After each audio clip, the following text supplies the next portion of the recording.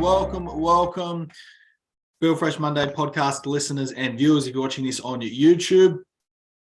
Looking forward to diving into a topic that matters most. For those of you that are new to the podcast, we like to dive into the topics that will ultimately increase your level of awareness, provide some education, some insights, and of course, have a bit of a laugh along the way to help you on your drink less, feel fresh journey. If you're someone who's thinking about reducing your alcohol intake, or maybe you've started and you're looking to increase the quality of the results, then chances are this is why you're here. I'm Tom Cartwright, founder of Drink Less, Feel Fresh, accompanied by the talented, well-dressed and fresh haircut looking Nat Hodges. Nat, how you going? Good, mate. Very well. Very excited to be here as always. I woke up really pumped. I got in the shower this morning. I was like, 27 minutes. Come on. Oh, I love that because I got to introduce the topic of today in a second, but I wanted to, really hear your thoughts. And I know you are a bit of a master and a specialist in this industry.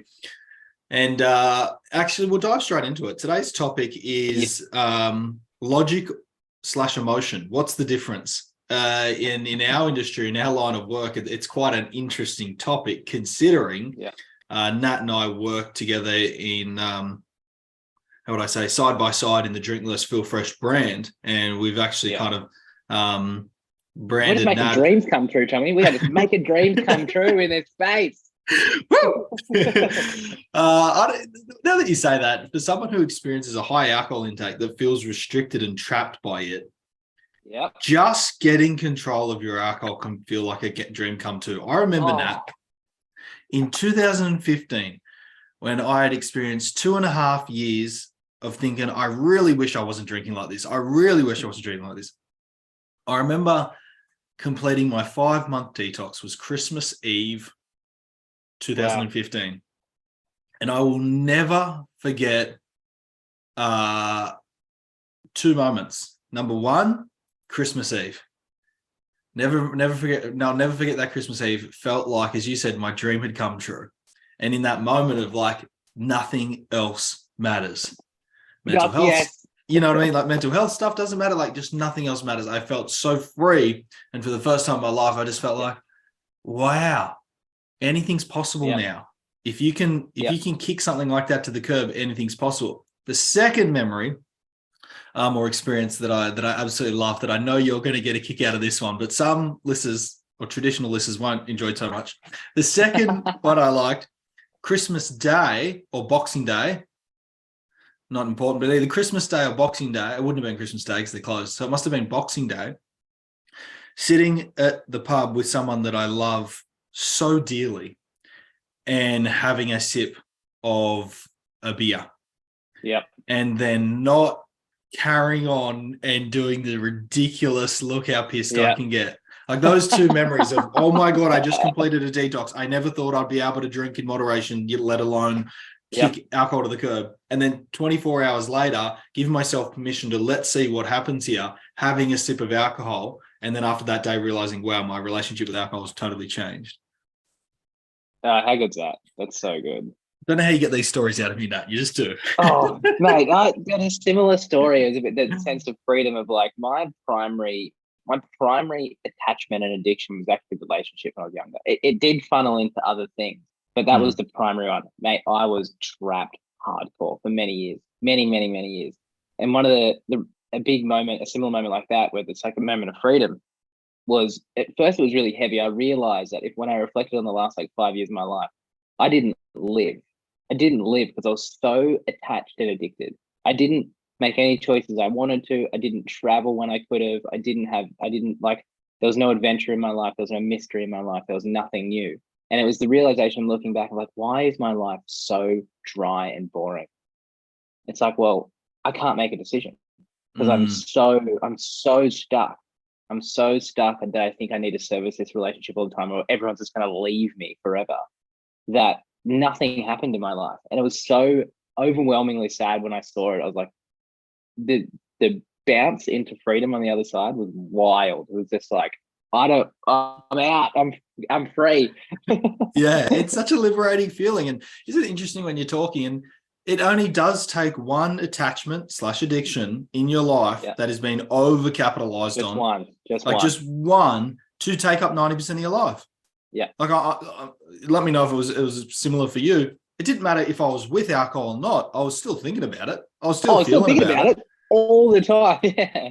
Yeah, isn't that interesting? So it really can just consume 90+% of Yep. your life. No wonder why we wonder why our lives aren't where we want them to be. Isn't it funny when you do things like you're doing your life, but you're still internally just in the same place. Like nothing ever changes. You're still going with Mm. the same thoughts, the same ruminations, the same strategies. It's a bit of a, it really is, like, not to take the whole very commonly used matrix metaphor, Yeah. but it's a bit of a simulation, isn't it? It's a bit of Yeah, a it is. it's a It is. It's virtual reality. yeah, You're dead right. it's a hypnotic state. Everyone knows what it's Yeah. like to drive their car or to sit on the bus if you're not a driver, whatever it is. Let's just say driving a car. You're driving your car, and everyone knows what it's like to go, oh my god, I'm driving. I've been driving for 5 minutes. How did I get here safely? Everybody knows what that hypnotic state's like, is that Yes. you're focused on something else, but your consciousness or your subconscious is driving and making sure you're safe. Like, you're just getting to where you need to be. Like, everyone knows what that feels like. And that's what addiction can be like. Hey, like watching Netflix, watching movies, eating sugar, eating shit, drinking, being addicted to a certain person, either having to control them or having to adhere to all of their control mechanisms. Like, whatever it Yeah. is, the strategy that we do, everyone knows what it feels like just to blink and think, shit, where'd those years Blink and go? think. Blink and think. It's so good. Retitle of the Blink and podcast, Blink and blink. Think. What's this all about? All right, before we get rambling too much, let's dive into it, Nat. I think those two examples are going to be perfect to look after. We just had a comment coming through. For those of you that are listening to this podcast or watching the YouTube video, you can show up to these lives. Head to drinklessfeelfresh.com and register for these Feel Fresh recording events. And the reason why I share that with you is one of our live viewers has just commented through saying, yeah, really interesting topic here, guys. That sounds like me at the moment. Yeah, thanks for sharing. Appreciate your vulnerability. In saying that, the topic that we're going to dive into today is emotion and logic. What's the difference? And I think it is absolutely paramount to have some kind of simple, clear understanding, or just a layout or a blueprint, so to speak, of what the differences are, because they can be really confusing, right? And I think where someone can get really confused is, this is your experience. I've learned so much. I feel like I know all the strategies. I can't read another How to Drink Less book or alcohol reduction book. I know it all. I'm so smart. I understand my emotions are doing this at the afternoon, and then I should call a friend instead. I should meditate. Like, I know what to do, but I'm not doing it. That's a common experience. Or the other side of the spectrum is I feel free in every area of my life. I feel great. I feel open. I feel honest. I feel like I can do whatever I want. But I'm so confused with what's meant to happen on this journey. Do I do a detox, or do I drink 6 beers and then try to stop? There's these opposite ends of the spectrum. So Nat, Yep. I'm just giving Nat his little harness here to let loose. So Nat, I want to ask you in the clearest way possible, and then we'll share some stories and examples. So I think that's the best approach, and our viewers really like that. How would you start the journey for someone in just labeling, clarifying, and giving some language to what is the difference between your logic and your thoughts, so to speak, and your emotional body? How would you dive in? Okay. We'll actually start with, because if we start talking about it and going through examples, it gets caught up in the logic space anyway. So let's go through a really clear differentiation of the actual phenomenology, the difference between logic and emotion. So you just said it before, and your example was perfect, right? Give me those two sides and tell me. It was like, in this space, I don't really know what to do. I've read all the books. And what was the other space? I'm free. Go through that again. The other space is something that I've experienced in my later years of the personal development industry. So it's yes. How do I say it clearly? It's a feeling of, I'm so worthy and open and here and ready to play. I'm not closed off. I'm not restricted. And there's pause. Sorry, Tommy. That's perfect. Guys, what you'll notice there is the difference, right? What you're hearing in Tommy is one thing. It is the difference in intimacy of experience. when you have attachment and addiction and you're reading books and trying to get through it, trying to solve it or trying to understand it, that space for you lacks intimacy with your own experience of whatever you're attached or addicted to. You're lacking intimacy.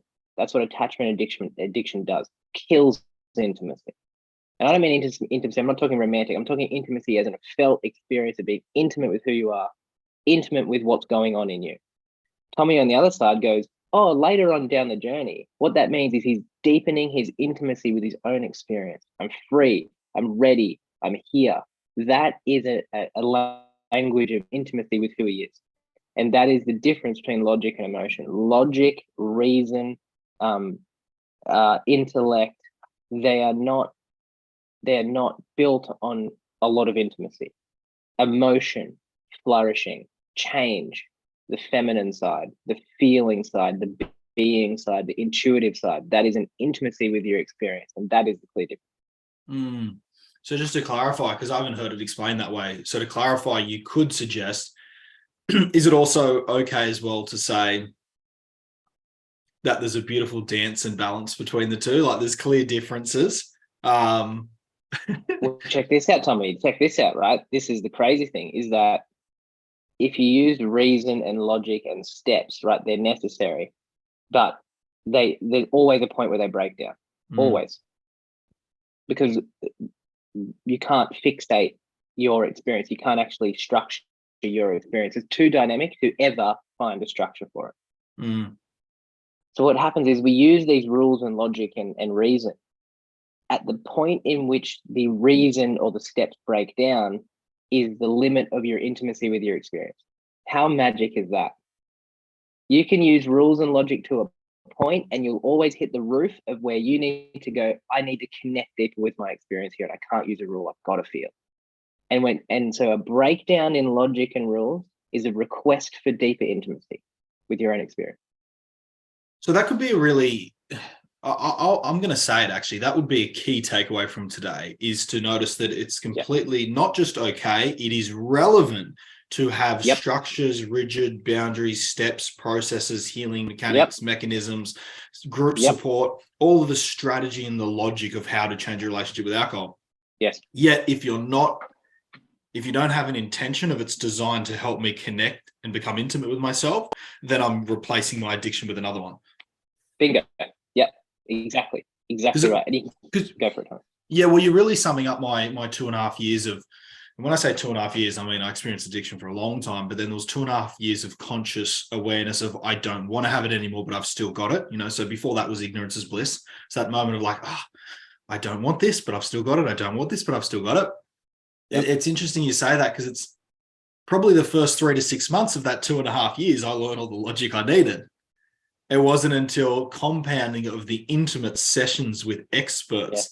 So the logic got me to understand, okay, I'm understanding this, but I have a block. I understand that I shouldn't drink Saturday night, but Saturday night just went by and I got shit-faced. I understand. So I'm having this awareness that there's like a gap, or what some people realize, there's an emotional block. There's something deeper that needs to be taken care of. So I used to take that logic that I had and go, I'm applying the logic. It's not working. What's wrong? And then, within half an hour with a session with an expert, feeling into an experience, which is a tough one to speak about, especially to a larger audience, right? Like, what the hell does that mean? But feeling into that experience. I really like how you've explained that. Use the logic, use the, I like to share it in a way, and let me know your thoughts on this, but the logic is the rationale. It is our artwork and creativity of making sense to something that's not originally designed to make sense, which are our emotions. Our emotions are open and evolving, and therefore, if you dynamic, the minute you language them and articulate them, you're putting a cap on them and you're restricting them. It's such an interesting journey, and I think what we really want to share today, and for those of you watching live, comment in please to the chat panel. I think one of the things that we really wanted to share, Nat, today is that it's not about one or the other. It's about first understanding that there's both. There is both logic and there is emotion. Well, they're so interchangeable. They're different in terms of the concept, but how they work together is actually quite special. Is that for emotion to show itself freely with all its gifts and messages and teachings and learnings about the self, for it to actually show itself freely, it needs the structure and the maps and models and reasons and steps as almost like a carrier of the emotion. So you'll notice, anyone watching this, you can't just open your emotions. You can't, because they're too intense. You've got to have a structural system around you, an understanding, an intellectual understanding around you that creates stability. Structure and reason and logic and all that is the structure in which the emotions can flow, so you don't lose your mind while they do it. Yeah. Now, I don't know if you remember this, but you shared this with me 2 or 3 years ago, probably 2 years ago, I think, when we first met. And we were talking and we're having a cup of coffee and we're joking around. And then you were asking me and you're picking my brain about my story and overcoming addiction to gambling and alcohol, et cetera, et cetera. And I said something about someone was teaching me the art of becoming egoless, like removing your ego. And you said, oh, that's not your best quality trait. And I said, what do you mean? He said something along the lines of, kind of paraphrasing, he said, Tommy, what I see in you is that you've created such a strong and beautiful relationship with your ego, as you talk about that dynamic logic, that your ego and the view that you have on yourself and your level of awareness of who you are as a person feels safe enough for you to explore deep emotions. And I always remember that when you said that to me. You said you've actually created quite a really healthy relationship with your ego. So it seems that you feel safe to go into your emotional experience, knowing that the world's not going to fall apart. Your life's not going to fall apart. If you go into the emotion, it doesn't mean you should leave your family and friends. Like, bingo. And I think, that was an incredible chat that you and I had, and I never forgot it. And it just made a lot of sense when you say, how did you say it? The dynamic and the thought and the. So the logic and the reason and the intellectual understanding and the maps and the models, they're structure. They create structure. We need structure. The more you can understand that, the structure is not to learn how to change. The structure is about creating a solidity for the feminine emotion. Feminine just means the softer side, the emotions to move through. And so when they move through, they take you into all these different places, but you're solid because you've got this understanding. And the emotions that come through will bring the gifts and the learnings and the lessons, and sometimes the pain will come through, and the pain goes, you can't do this anymore. And you're like, oh my God, you're so right. I can't do this anymore. Yeah. We say to, a few of we had a conversation last week with one of our beautiful, amazing private clients. And we said something like, she said something like along the lines of, it was just great. It was so awesome. It was along the lines of like, oh, what have I not learnt yet? What skill set am I missing? Because I keep drinking. Yeah. And we responded with something along the lines of, well, actually, you've learnt too much. And we had a bit of a giggle. We said, you're too smart for your own good. So what does that mean? It said, you've learnt so much logically. Like, you have so many rebuttals. You say, oh, I know about the dopamine levels and I know about this and I know about this. You've become addicted to the logic and to the knowing, which is just keeping you from yourself. And I think probably one of the biggest distinctions that we could have for today's call is that Nat said it. You said it a minute ago, Nat. You don't want to learn the logic to change. I'm going to rephrase a word you said. You don't want to learn the logic to change.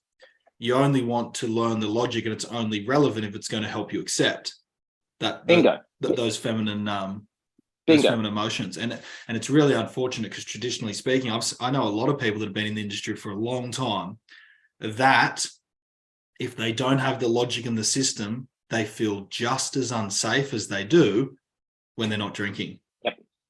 Yep. Which is. Yep. And there you go. There's the sign. What was that? That's the perfect sign. It's like they're still hanging on to that something. I still need something to cling to. If I'm not drinking, then I need to learn all these structures. And it's like, yes, that's a good step. But without that step of courage into the feeling space, then we just don't, we just don't change. Wow. I just had the biggest realization when you said something then. If that's the case, then who you are as an individual is limited. I think you said it at the start, it's making sense. Who you are as an individual is limited to the structure that you're adhering to. Of course. Oh, where is the freedom? You're so much more than that. You are so much more than The Drink Less Feel Fresh program. You are so much more than the 30-day Drink Less Challenge detox. Yep. You are so much more than the 12-step system. You are so much Check out this more. time. This is a wild confirmation of that. On the side of reason and logic and not knowledge and models, they leave something called trail. And trail is, I know where I've come from, and I know what I'm learning, and I know where I'm at. It leaves a trail. And we love trail because we can follow it, we can track it, we can step it, we can talk about it. We love the trail of reason. We can control it. Exactly. We can control it. Intuition, emotion, love, intimacy, deep connection, understanding, shame, grief, pain, all that is no trail. It shows up, blasts you, and then leaves and with no trail. And that's the point. That's the point. We have to understand life that doesn't leave a trail. And when you can do that, you don't need a trail.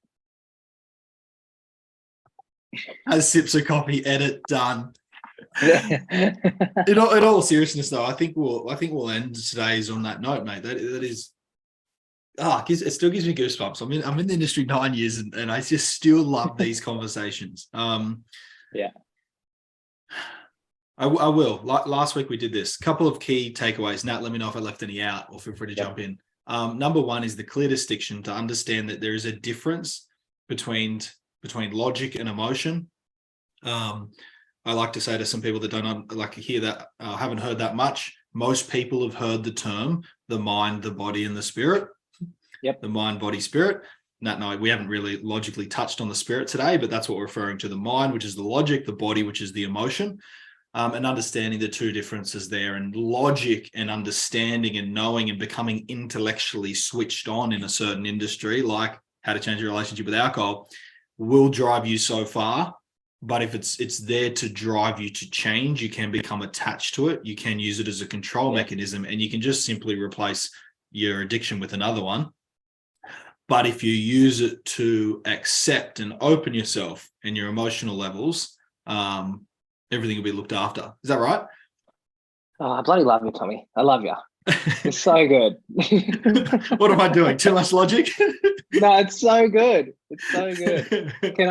It's perfect. It's perfect. Because the reason why as well, because you and I love the contrast frame. It makes so much sense when you give over exaggerated examples or over exaggerated contrasts. We provide clarity on where we want to sit. People learn in extremes. They learn at either end. They learn in the middle. Yeah, well said. And here's, in this culture, what I see so often, which is unfortunate, so much clarity and logic and steps, and just follow this, and it doesn't matter what you feel, just follow this, and this is respectfully the intentions. I say your intention and emotional intimacy levels can shut up for a moment. You just do these steps. No, they don't matter. Do these steps, do these steps, do these steps. A complete suppression of self. And people do them and do them and do them, and they see alcohol fall away, but they don't feel free. And it's like, you've got it. That's it. So what people do is they build resentment for the thing that's meant to give them the freedom, which is really painful. It's like, I'm finally feeling free. I finally don't drink.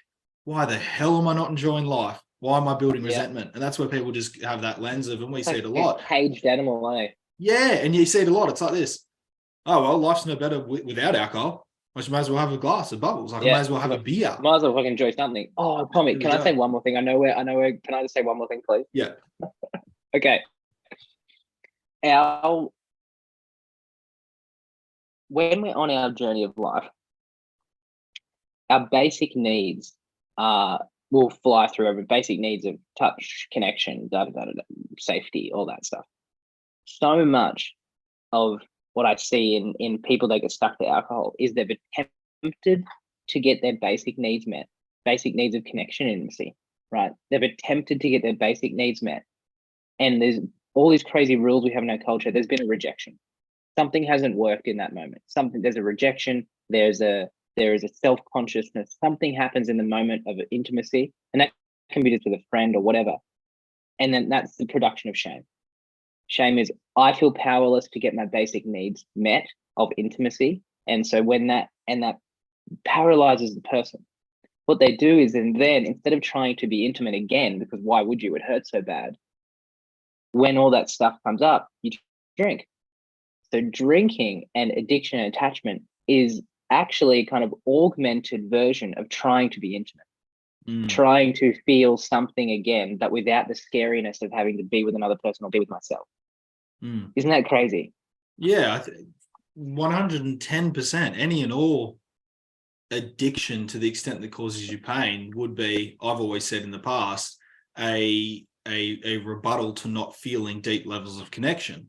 But I like what the word you've added in today, which is like, well, it's actually that intimacy with yourself. And I think that can make a lot of sense to people. It's that intimacy with yourself. Intimacy with yourself, yes. And normally in a time where you've tried to do that with yourself or someone else, and there's been a rejection or a hurt, and that hits us deep to our core. And there's a sense of, no, that was way too painful. So I'm going to take my natural need for intimacy and connection, and I'm going to do it in an unhealthy way.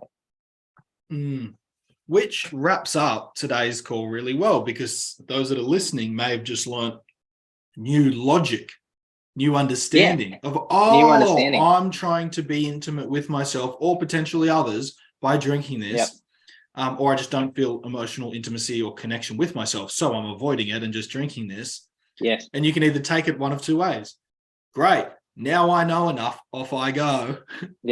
Or you can potentially, which is where the emotion comes into play, scarily and vulnerably say, I'm ready. I'm ready to join a group. I'm ready to sit down with a therapist. I'm ready to reach out to Nat. I'm ready to do a one-on-one session. I'm ready to now use what I just learned to go deep into me and understand and dive into what that might mean.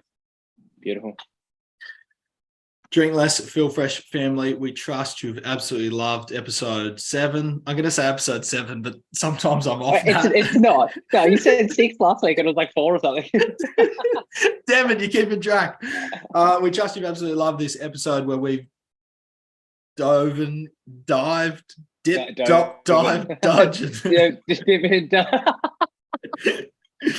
To those of you that don't listen or haven't watched the movie Dodgeball, please disregard that. Could have just ruined the whole podcast. No, that needs to be our opener now. We're here to dive, dip, dodge into this. Duck and dive. We trust you've absolutely loved today's podcast. Enjoy this. You can watch these video recordings on YouTube. You can also find the audio on Spotify podcasts or wherever you find your podcast series. And for those of you that would like to rock up and start the week feeling fresh AF, every Monday, 8 a.m. Australian Eastern Daylight Time, you can join these calls. Either head to our Instagram page or drinklessfeelfresh.com and you'll find the registration link. Thanks for today's call, mate. Absolutely loved it. Matt, ripper. Stay doing it.